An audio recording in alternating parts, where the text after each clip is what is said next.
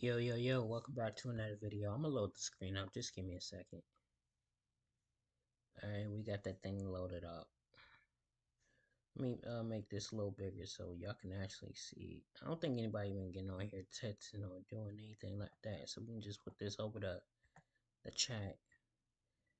That looks good? That looks good. Let's get right into it. Here we go.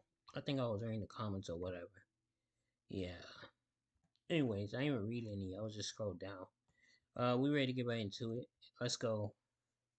What's going on, guys? It is WrestleMania here, back with some more news. Join us now as we look at the wildest news stories and rumors you need to know, including WWE to buy out TNA, Alexa Bliss return cancelled, did WWE sabotage Baron Corbin's career, rumors of an open world WWE 2K25 game, Goldberg's WWE return uncertain, Dr. Britt Baker denies cheating, is there heat? Now, first story looks at WWE to buy TNA. At top of today's news are rumors that WWE will eventually buy TNA Wrestling. WWE and TNA recently announced an official partnership building off 2024's various talent exchanges between the stars of NXT and TNA. However, some fans are already curious whether WWE's endgame is to actually own TNA. Well, this was discussed on the Wrestling Observer Radio, saying there's a lot of stuff that's going to be part of this deal, but the key stuff is that they want to get NXT, TNA on those television outlets that they're leaving. I'm sure India is a big one, so AEW doesn't get those television outlets that they're leaving. Because all of their shows are on Netflix internationally, they can't put anything on those stations, so they want to make sure it's not AEW on those stations, so that's one of the many reasons that they're doing this. And this is a good strategy as WWE can indirectly target AEW, thus reducing the chance of AEW or any other competitors being able to accuse the company of trying to monopolize wrestling. The possibility of WWE using TNA as its cat's paw shouldn't be overlooked. As for WWE buying TNA, they commented, "I know people who are close to the situation think it will end up with WWE owning them. Others think it's going to be a disaster because it always is in the end. Every company WWE works with always ends up worse off." Whilst past collaborations between WWE and other promotions have been one-sided, it's important to remember that those deals occurred during Vince McMahon's watch. Obviously, WWE isn't going to have TNA present its talent as equal to WWE's main roster talent, hence the partnership focusing on NXT talent. But there are plenty of opportunities to make this work. The only downside is whether WWE poaches TNA's best talent and ends the relationship, leaving TNA with a much depleted roster. What are the possible reasons that WWE won't buy TNA? Now, there could be a possible reason why the WWE won't buy TNA. The WWE may run into a legal roadblock if it tries to buy TNA, at least according to Bodyslam.net, who tweeted, "Not happening after the antitrust lawsuit with MLW. WWE isn't going to be purchasing and looking to continue to become a monopoly." You may recall MLW sued WWE before settling the case. The Hollywood Reporter summarized the allegations in a 2023 report, saying that the suit filed last year accused WWE of unlawfully interfering with MLW's access to media markets by pressuring third parties to abandon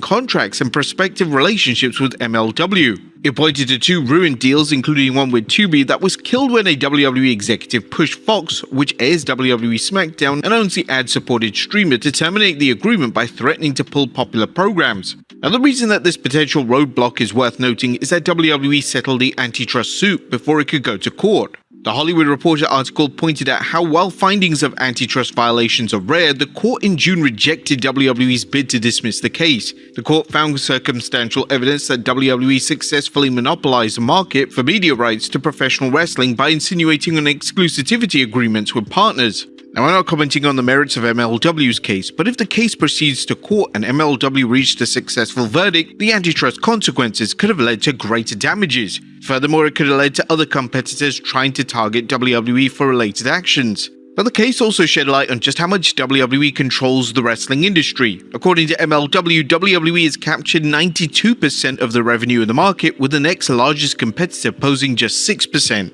While MLW's claims aren't proof, there's no doubt that WWE is the undisputed king of pro wrestling and that no one comes close regarding market share, revenue, and other factors. Next up, WWE 2K25 open world rumors. A WWE 2K25 is definitely going to be up for release soon, and whilst we only have screenshots at this stage and only minor details, there are some major rumors on what could be the next installment of the 2K franchise. As on Thursday, WWE Games shared a video of Bianca Belair and Raquel Rodriguez talking about a new video game from 2K and WWE, teasing a new Island of Relevancy mode. A Hot 97's hip-hop gamer spoke a little bit about this over a week ago and suggested that WWE's new game will take similar inspiration from NBA's The Neighborhood mode that has players in an open-world experience. The post was also made with an island and eye emoji, which fueled the rumors even further. A WWE having an open-world game would be amazing. Whilst we had some open world elements in SmackDown Just Bring It, Shut Your Mouth, and SmackDown vs. Raw 2011,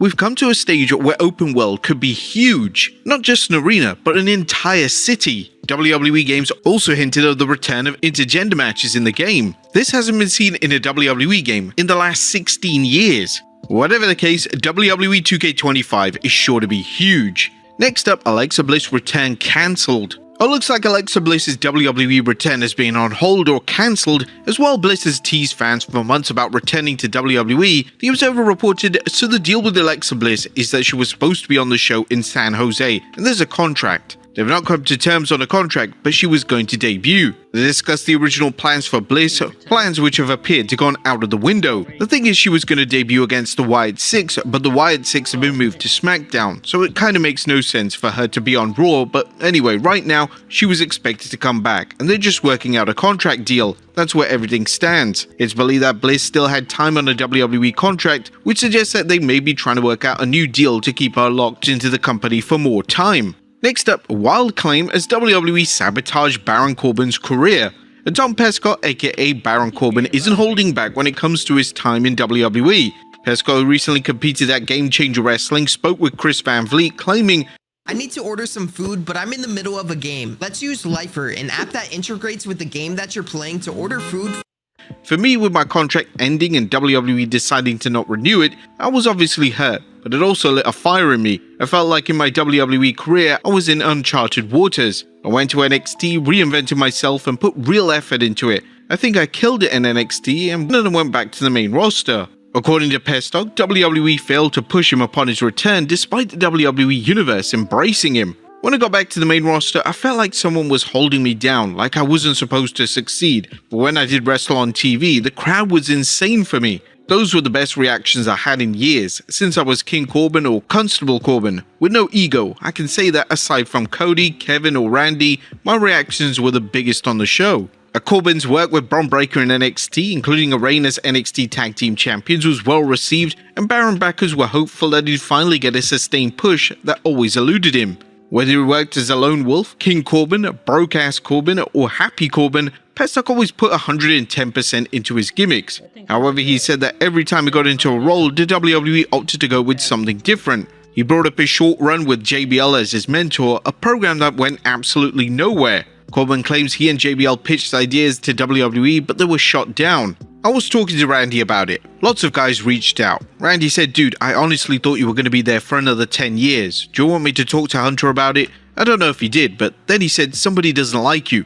I feel like I know who it is, but that's beside the point. They had enough power to kill whatever creative had planned, and at the end of the night, they have to live with that. It's on them. And despite his release, Pescott is happy where things are at. As for AEW, he wouldn't want to just be another WWE guy that came in there because he left WWE. I would rather go and do New Japan for a year or more, who knows. And we said he could end up staying in New Japan for the rest of his career, a situation in which fans will have to wait and see how it plays out. Next up, Goldberg's return in WWE uncertain. Our fans have heard rumors of Bill Goldberg appearing on the 27th January Raw, possibly to start a build to a match with Gunther. However, on the Wrestling Observer Radio, it's been reported, so the other thing on Raw, I don't know about Goldberg, other than, he was on the show. I've not heard confirmation that he's on the show now, one way or another, because he wasn't advertised. Paul Heyman said that 27th January would be a big night for Roman Reigns. They may want to save Goldberg for another show since he still pops the audience. There's also the chance that WWE hasn't finalized the Goldberg vs Gunther match and it wants to save his appearance for later. Nonetheless, WrestlingNews.co mentioned there's speculation that Goldberg shows up at Saturday night's main event to confront Gunther or even cost him the title against Jey Uso. Next up, Britt Baker denies cheating. A current AEW wrestler, Dr. Britt Baker, is tweeting about rumors making the rounds that she cheated on her ex-boyfriend Adam Cole. I understand we as performers are expected to have thick skin through opinions and lies we read about ourselves, but spreading lies about my personal life is just low, weird, and something I won't tolerate. I've never cheated on anyone in my life. Hashtag tell your source. Now, unfortunately, the sports and entertainment world is full of wild rumors which can be hard to prove or disprove. But is she reaching out to WWE? Baker reportedly has backstage heat, which rumor has it caused her absence from AEW television. Now there's rumors that Britt Baker has contacted WWE expressing an interest in working there. Whilst it's possible Baker has a third party to contact WWE officials, she's still under contract, which makes it unlikely that anyone in WWE would risk a contract tampering lawsuit by responding to her.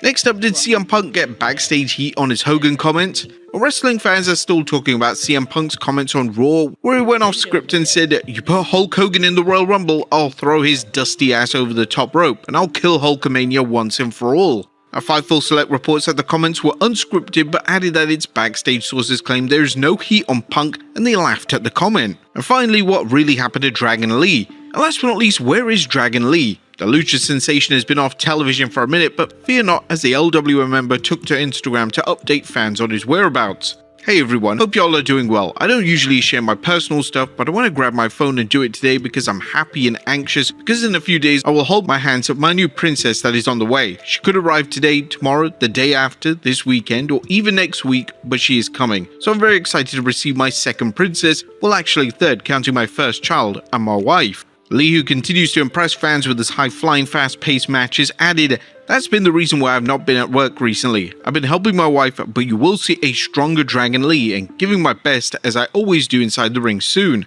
And we're sending our best to Dragon Lee and his wife as they expect their next child. But there you have it, folks, the wildest news stories and rumors you need to know. Be sure to leave your comments down below, and I'll see you next time with some more wrestling content.